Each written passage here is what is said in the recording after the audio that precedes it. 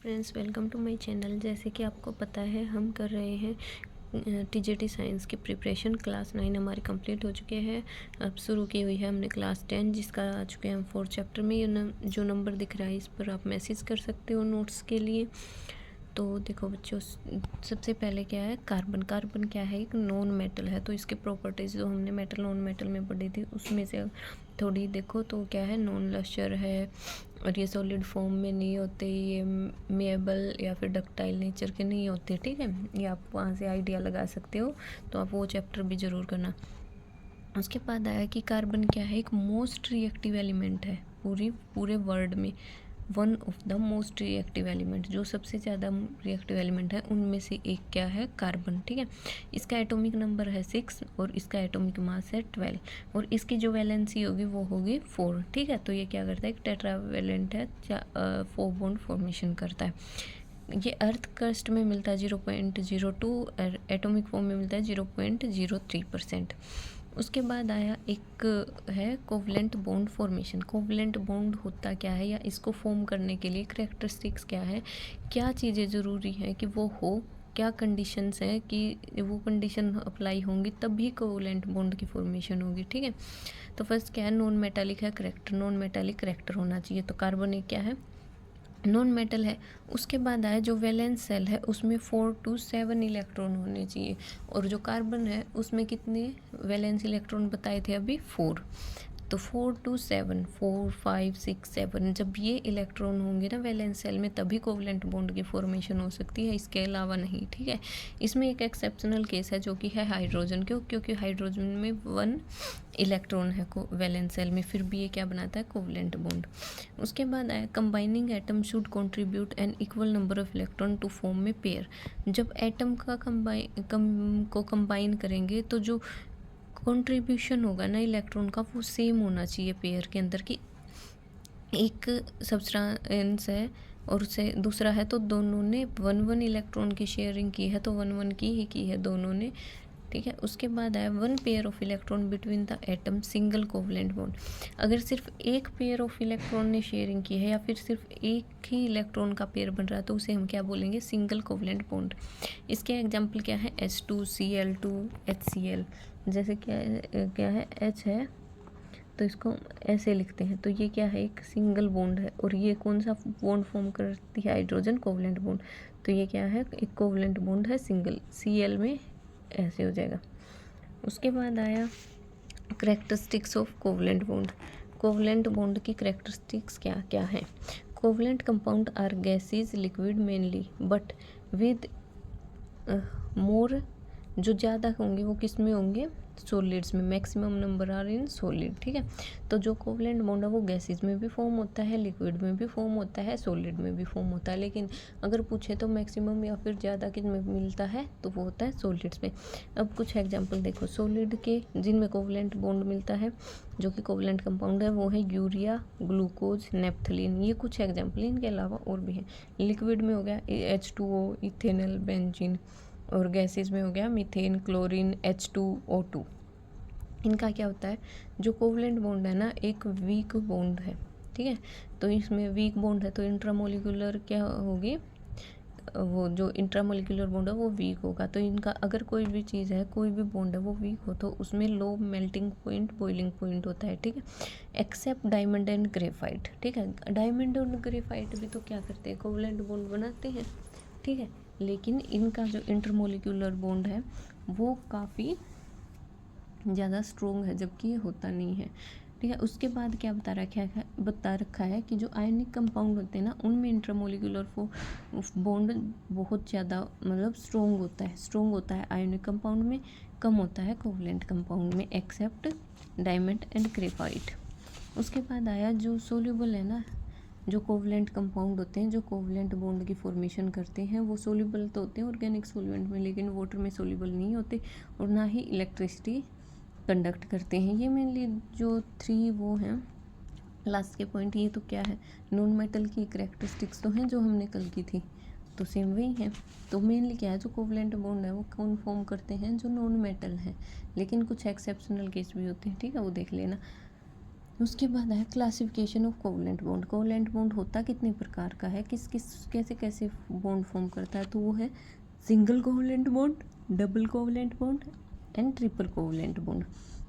Single covalent bond में क्या होता है, one pair of electron share होता है टू एटम के बीच में, ठीक है। जैसे कि एग्जाम्पल दे रखा है हाइड्रोजन का, तो देखो ये जो ये बीच में लाइन होती है ना दो एटम के बीच में, ये डिफाइन करती है कि एक इलेक्ट्रॉन ऑफ पेयर है या दो इलेक्ट्रॉन ऑफ पेयर है या फिर 3 इलेक्ट्रॉन ऑफ पेयर है, ठीक है।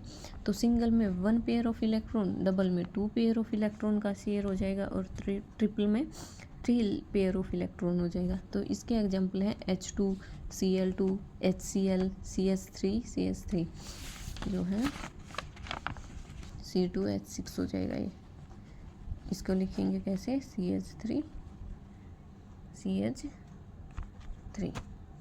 उसके बाद आया डबल कोवलेंट बॉन्ड में O2 CO2, ठीक है, C2H4। उसके बाद आया ट्रिपलेट में N2 का हो जाएगा और C2H2 का हो जाएगा। इनमें ट्रिपल बॉन्ड की शेयरिंग हो जाएगी। देखो ये करते कैसे, जैसे C2H2 है, अभी क्या है ये लिखा जाएगा ऐसे,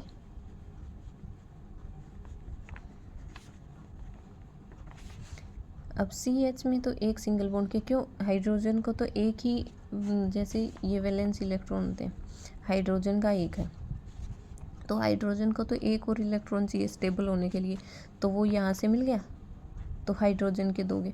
अब कार्बन को चाहिए 4, तो 1 2 3 और एक ये वाला 4 हो गए। सेम ऐसे ही उसमें होगा।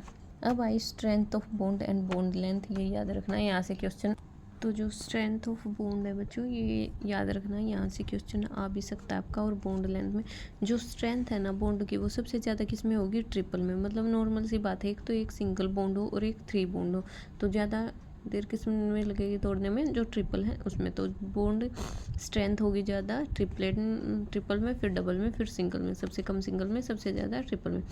अब भाई बॉन्ड लेंथ जो है ट्रिपल में सबसे कम होगी। एक तरीके से देखा जाए तो मान लो सिंगल की इतनी है, डबल की इतनी है और ट्रिपल की इतनी होगी, ठीक है, लेंथ कम होगी ट्रिपल की। Strength of bond and bond length क्या है, अपोजिट है। उसके बाद आया एलोट्रोप्स। एलोट्रोप्स होते क्या हैं, phenomena of existence of same element in different physical form with same chemical property. मतलब एलोट्रोप्स उनको बोला जाता है वो सब्सटेंस, वो एलिमेंट्स जिनकी फिजिकल प्रॉपर्टी तो सेम हो, डिफरेंट हो, और जो केमिकल प्रॉपर्टीज़ हैं वो सेम हो, ठीक है। मतलब जो जिनकी स्टेट ऑफ मैटर, जो फिजिकल प्रॉपर्टीज़ है या जो फिजिकल फॉर्म है नॉर्मली, वो तो हो डिफरेंट, और जो उनकी केमिकल प्रॉपर्टीज़ हैं वो हो सेम, तो इसको बोलेंगे एलोट्रोप्स। इसका एग्जांपल है जो क्रिस्टलाइन एलोट्रोप्स है ना कार्बन के, वो कौन कौन से हैं, डायमंड, ग्रेफाइट, फ्लोरेंस, ठीक है। अगर मतलब जो डायमंड, ग्रेफाइट और फ्लोरेंस है, ये क्या है, इनकी फिजिकल स्टेट तो अलग है, मतलब ये दिखने में या फिर इन सब चीज़ों में तो अलग होंगे, लेकिन जो इनकी केमिकल प्रॉपर्टी है वो सेम है। मीन क्या है कि ये कार्बन से बने हैं। उसके बाद आया अमरफस एलोट्रोप्स ऑफ कार्बन। जो अमरफस के एलोट्रोप्स हैं कार्बन के, वो हैं coal, coke, charcoal, lamp black and gas carbon, ये सब। उसके बाद आया एक छोटा सा फॉर्मूला जो है C60।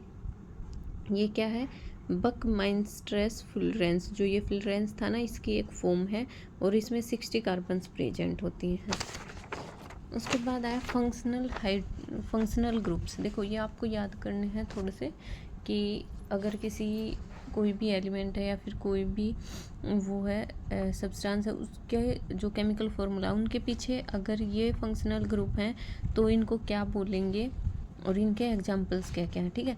अगर कोई एलिमेंट है उसके पीछे OH ग्रुप लगा है, ठीक है, तो वो कौन सा ग्रुप है, हाइड्रोक्साइल ग्रुप। और ये क्या होते हैं, एल्कोहल।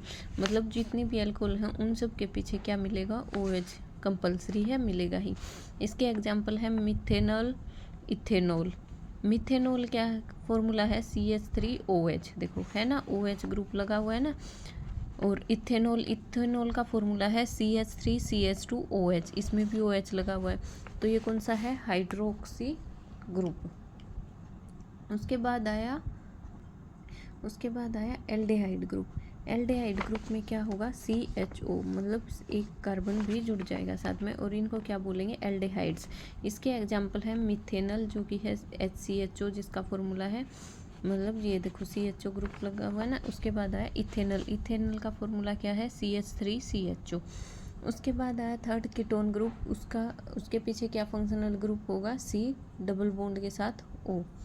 ठीक है, उसको क्या बोलेंगे, कीटोन्स। और उसके एग्जाम्पल है प्रोपेनोन जो कि जिसका फॉर्मूला है CH3COCH3। ठीक है, अब बोलोगे CO जो ये बीच में है ना, ये वाले को बोलते हैं। उसके बाद क्या आया कि जो ये है कार्बोक्सिलिक एसिड, कार्बोक्सिलिक ग्रुप जो कि क्या होता है, जिसका पीछे क्या लगा होता है, COOH फंक्शनल ग्रुप है। कार्बोक्सिलिक एसिड ये इनको बोलते हैं, और इनका एग्जांपल है एथेनोइक एसिड जिसका फॉर्मूला है CH3COOH। उसके बाद आया लास्ट जो है हेलोजन ग्रुप, जिसमें FCl Br and I functional group हो। फ्लोरीन, क्लोरीन, ब्रोमीन, आयोडीन ये सब जुड़े उन्हें बोलेंगे हेलो एल्केन्स। इसके एग्जांपल हैं CH3Br एंड CH3Cl।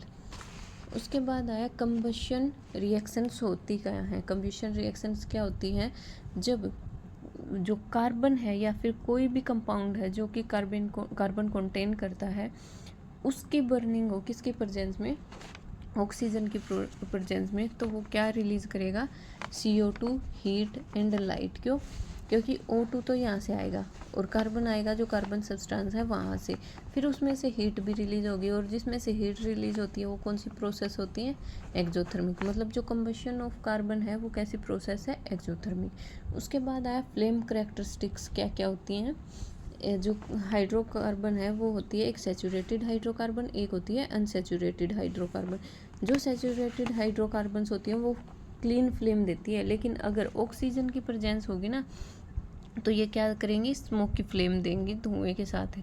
और जो अनसैचुरेटेड होती हैं वो तो देते ही स्मोक की फ्लेम से। अब उसके बाद कुछ और इनके बारे में, सैचुरेटेड हाइड्रोकार्बन्स के बारे में पढ़ना है, तो वो क्या है कि जो सैचुरेटेड हाइड्रोकार्बन्स होती हैं वो कौन सी होती हैं, एल्केन्स।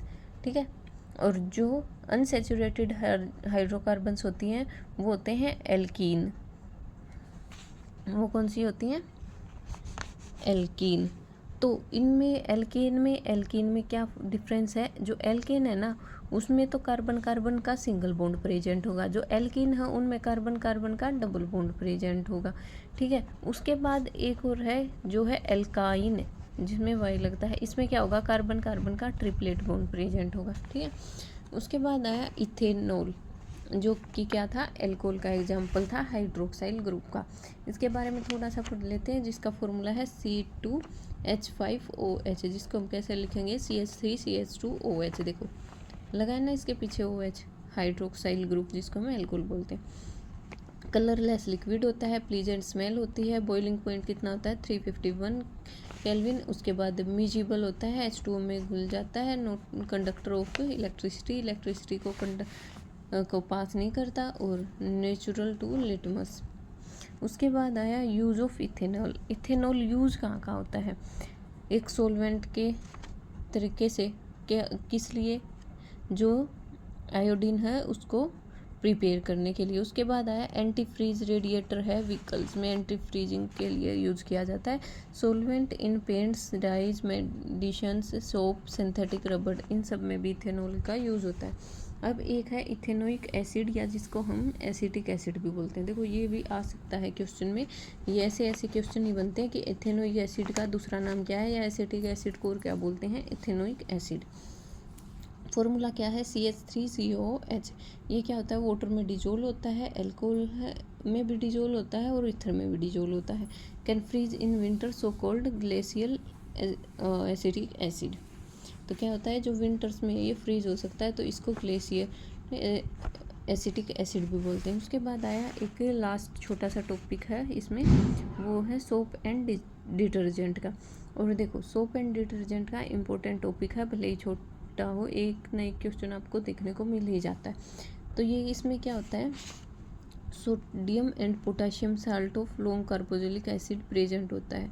तो ये क्या है, सोडियम और पोटाशियम का salt of long carboxylic acid जो कि फैटी एसिड है। इसमें मोलिक्यूल्स कौन कौन से प्रेजेंट होते हैं, देखो लास्ट ईयर सेम यही डिटो क्वेश्चन आया था, ठीक है, कि इसमें कौन कौन से, उसमें ये राइट ऑप्शन था कि इसमें जो ग्रुप होते हैं CO negative and N positive present होता है। जब ऑयल एंड फैट या फिर वेजिटेबल्स एनिमल ट्रीट किए जाते हैं ना, हाइड्रोजलाइज कर देता है उनको, मतलब जो भी वो होते हैं फैट्स वगैरह प्रेजेंट होते हैं वो CO और Na के साथ जुड़ कर निकल जाते हैं। सोपी ग्लिसरॉल होता है। उसके बाद आया देखो, ये कुछ ऐसा सा स्ट्रक्चर होता है, जो इसकी टेल होती है ना सोप की, उसका तो होता है CO नेगेटिव ग्रुप, और जो हेड काइंड ऑफ थिंग होती है ये होती है N पॉजिटिव, ये है सोप मॉलिक्यूल। और जो Na पॉजिटिव होता है वो हाइड्रोफिलिक होता है, मतलब H2O लविंग होता है, और जो हाइड्रोफोबिक होता है वो H2O हेटिंग होता है। ये था आपका छोटा सा टॉपिक, इसको याद कर लेना। तो कल करते हैं हम चैप्टर 5, जो इसमें कि बायो आपकी शुरू हो जाएगी, और जो भी बायो के 10th के टॉपिक है वो बहुत इंपॉर्टेंट है, उनमें से हर एक टॉपिक में से एक क्वेश्चन आपको देखने को मिलेगा। थैंक यू बच्चों, सब्सक्राइब करना, शेयर करना, सपोर्ट करना।